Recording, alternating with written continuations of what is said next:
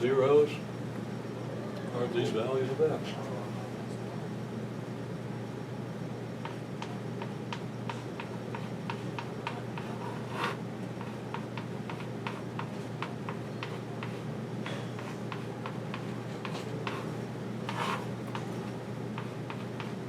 Plug in 1 for A, 4 for B, -6 for C.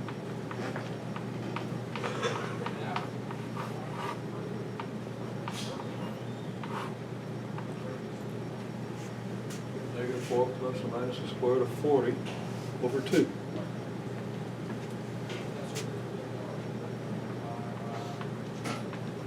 I'll do a decimal approximation. Now you should know that the square root of 40 is 2 times the square root of 10, and how to simplify that, because that's something you do in pre-algebra, okay, and again in algebra, but the way algebra courses are, I don't know. So we'll just do a decimal approximation. That's okay for me right now, okay? We do want to be able to do that, but I can't address it now. Okay, and the square root of 40 is approximately 6.3, maybe 6.4.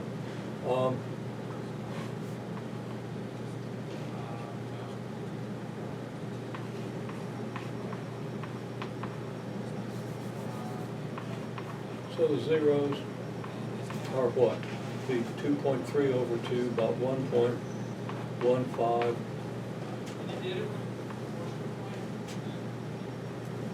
And -5.15.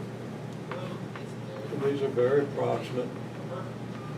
Use your calculator to come up with a more accurate answer.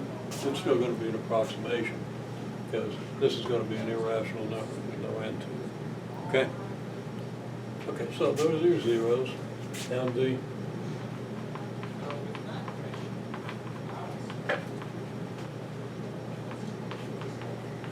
axis of symmetry is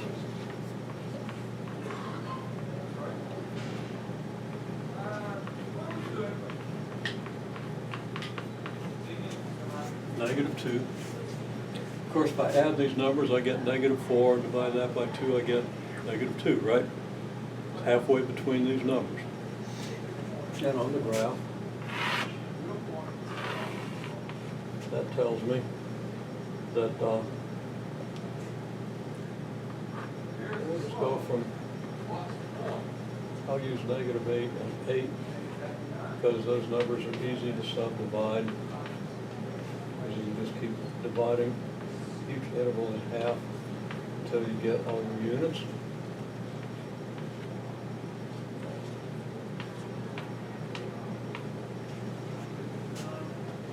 And now we can say zeros are 1.5 and -5.15. That would be about here. What kind of color code those by yellow? That would be here. And a little to the left of -5, a little to the right of 1. And the axis of symmetry is at x equals -2. Of course, not with a negative. Okay, at x equals -2, we have an axis of symmetry, so the vertex has to go on the axis of symmetry. The x-coordinate of the vertex has to be -2. So in order to get the y-coordinate,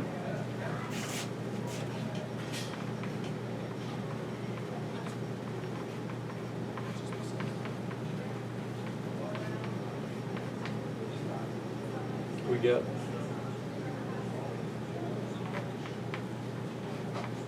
f of -2, which is what, 4, -8, -6, -10,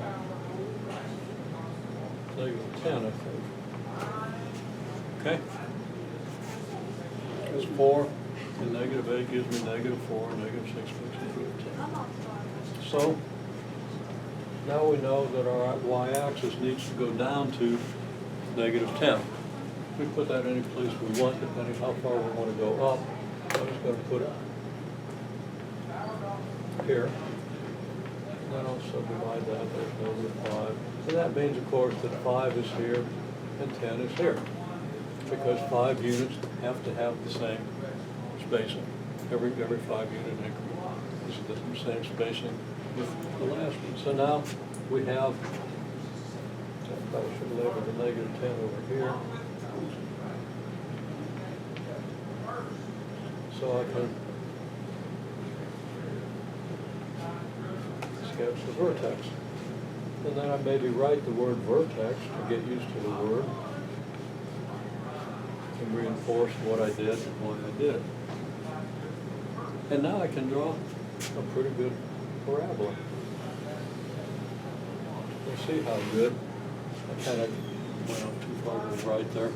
Okay? Now, what should the y-intercept be?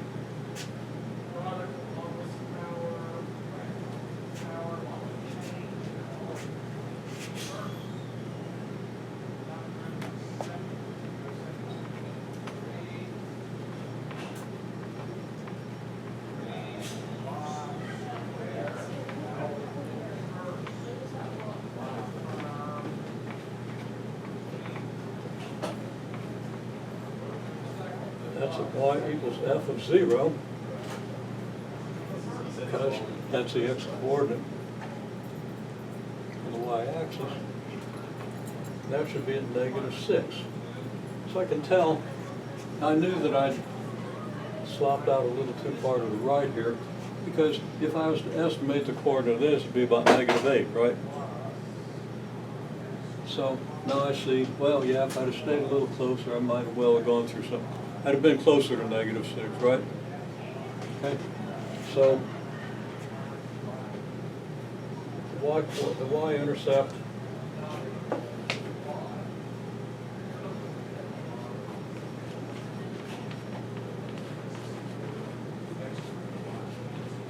should have been here.